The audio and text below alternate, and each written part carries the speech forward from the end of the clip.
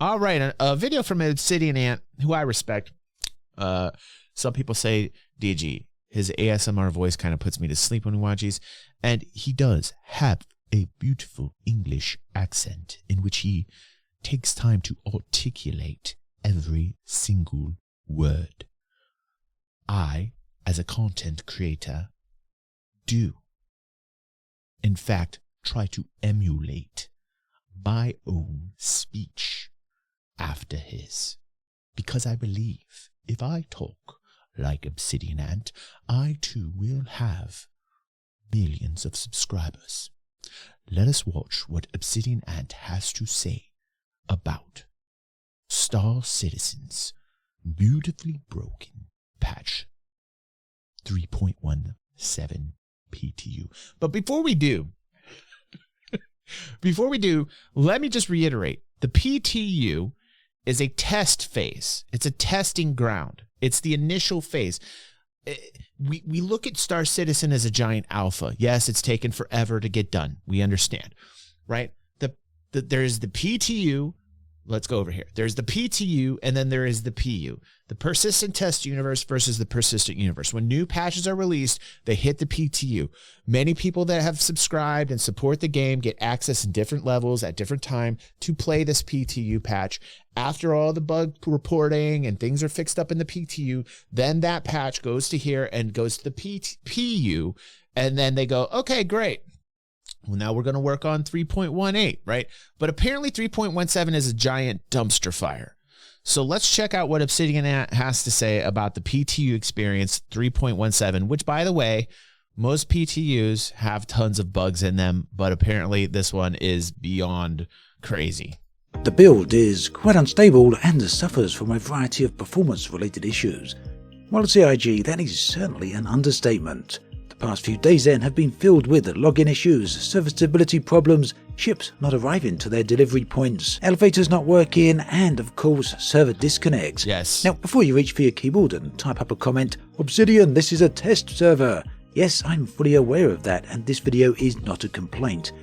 Good, and this is why I respect it, because we're talking about somebody who's actually taken the time to understand the process and plays the game as such, and why Obsidian Ant has the subscribership that he has.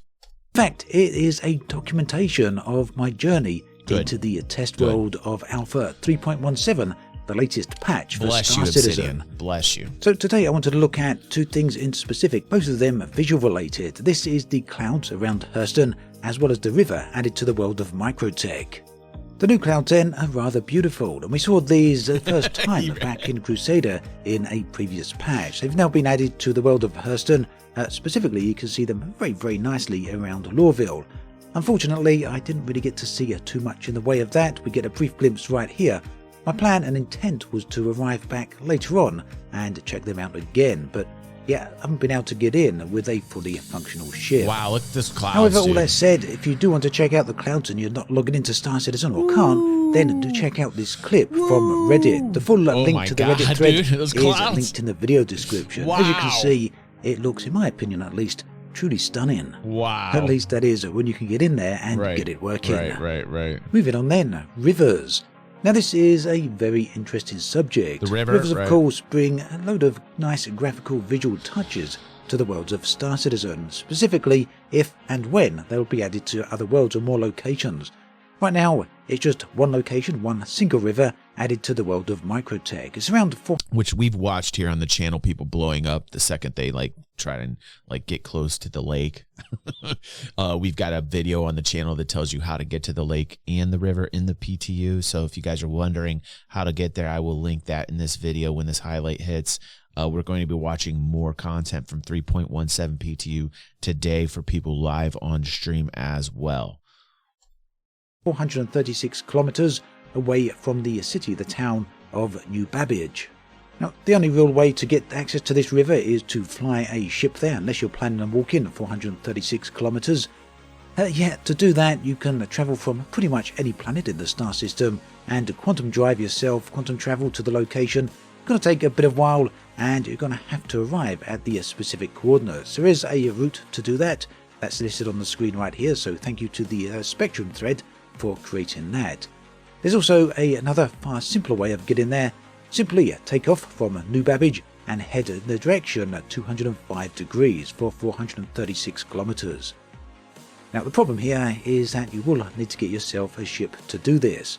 This took a very long time, many attempts, kept failing primarily for two specific reasons. Firstly, elevators have a trouble with working on the test server right now. Often they just simply do not Fucking arrive. elevators and physics, And man. when the servers did work, when the elevators rather did work, there was another problem, and this was with the delivery of ships. As you saw, that ship was delivered to Hangar 10, so the console said. However, when we arrive at Hangar 10, you can see there is no ship available here at all. And this, despite many attempts, many times logging off, logging on to different regions and trying again. Sometimes I would track the location of the ship, at which point you can see here. Yes, the system seems to think it's there, whether that's the server or the client thinks the ship is there, but no, it's not. So completely, totally server-related issues. In fact, in many dozens of attempts, only one single ship arrived for me, and that was the one that we see right here, the Constellation. Just a quick side point here, the Constellation still remains one of my favourite looking ships in Star Citizen. Anyway, straight out of New Babbage, on a heading of 205 degrees, I was to travel for 436 kilometers.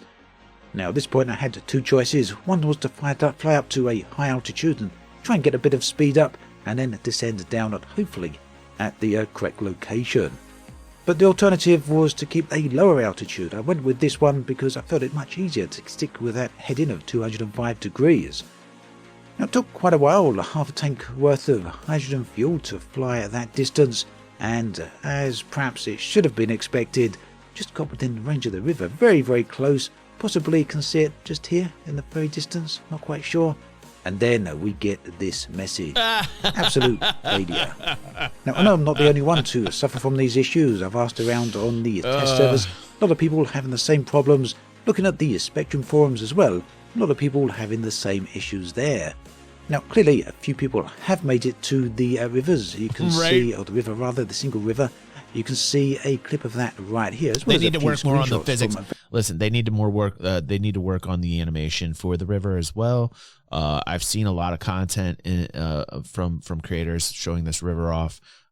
Just being able to animate the water correctly is a very difficult thing. I've talked with a few guys in VFX and people that deal with this directly, and they say that that's probably one of the hardest things to do is to emulate water correctly in a game. So it's not right. It's not quite where I'd want it to see yet, but this is the first implementation of it. Various different locations around the internet, but all in all, very difficult. Quite disappointed, in fact, that I wasn't able to make it. But that said, can't complain too much. CIG did say that this patch wasn't for the faint of heart. Now this is a particularly interesting point, and I do just briefly want to take a look at and address. Let's take a look at CIG's forum post here. We want to note that the build we are rolling out is quite unstable and suffers from a variety of performance-related issues. We're going to put this one out regardless in an effort to capture, monitor needed data. In short, this build will not be for the faint of heart. We're also going to refrain from opening the PTU feedback threads for this build, specifically because the feedback on this build would not be as valuable as something more stable. But all that said, for those still interested in jumping into the fray, it's very much appreciated. Our engineers in the UK will be monitoring closely once we open up to Wave 1, so your participation directly helps us resolve issues holding a 3.17 back from hitting the live servers. Okay, so at this point we don't know just how long this is going to be on the PTU and how long it's going to take before it arrives on the live servers. It could be a week, it could be a month. It's going to be a long time. I mean, from what I'm hearing, the amount of issues that there are, it's going to be a while. I'd be surprised if they were like, okay, here you go. They're not going to be able to fix everything right away. Really don't know. Right, Red. But all that said, the point really is here that CIG are well aware that this patch wasn't going to be stable at all. This is almost reminiscent of like when it hit. I mean, for those of you that remember, when we hit that 2.0 phase, could even be compared to like the 3.0 phase, Torm was going to suffer from quite a few problems. There's a lot being added to this. The most interesting point to me here, though, is the lack of opening a feedback thread. CIG clearly don't want feedback on this build. So, yeah, what could that be about? Well, clearly they just want to gather data. Obviously, the build is a complete mess, very, very unstable, a lot of disconnects here. So I can only guess that CIG They're were only able to so go much so far gameplay. with testing this internally. And What's needed up, a bit of a Mod 81? public How release you doing, here brother? to get the needed data to collect that together and try and issue some fixes. It's been 5 days then since the patch arrived on the test servers. In that time, it hasn't really dramatically improved.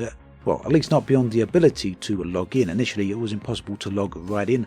At another point, the launchers wouldn't work. CIG did resolve both of those issues, but still a lot of problems. At any rate, very much looking forward to getting close to the river at some point in the future when things are settled down a bit. And of course, if you're interested in hearing a bit more about Star Citizen's patch 3.17 and some of its other features, then do check out the thread linked in the video description where you can find out all the details of everything that this patch contains. At any rate, that brings us to the end of this video. As always, thanks for... that was very well done. That was very well done. You know, this is one of the reasons why I respect Obsidian's, criticisms and his reviews, because he comes at it from a gamer who's played the game and understands the process and understands the project that he's involved in. Very different from the last highlight that we saw. And, you know, there's a lot being added to this. There's tons of gameplay being added to this. There's a river being added to this. There's so much being added to this 3.17 patch that I expected this. I didn't expect it to be this bad. And it is the first time in a long time that I have not gone into a first wave of the PTU in, I think, over a year. Because, like, everybody's like, DG, this is so bad. And, you know, I usually hear that with PTU from inexperienced people not familiar with what the difference between PTU and PU is, and I don't really mind it. But I'm talking about seasoned veterans that have played for a long time, like Erad, Execute. There's so many people that reached out to me that I respect their opinions that said, DG, this is just such shit right now. It's so bad. So, like Obsidian Ant, like taking the time to finally being able to log a ship in, this takes hours. This can take hours to get his ship to load into the hangar, gets in there, flies 30 minutes, and then has a 30K, like literally right before he hits the river in the lake. No thanks. No thanks. Not this time. Not this time, you know? But like, I appreciate that. It's good to hear that kind of point of view from Obsidian. And I like it. I like the fact that he's delving more into Star Citizen. I dig that.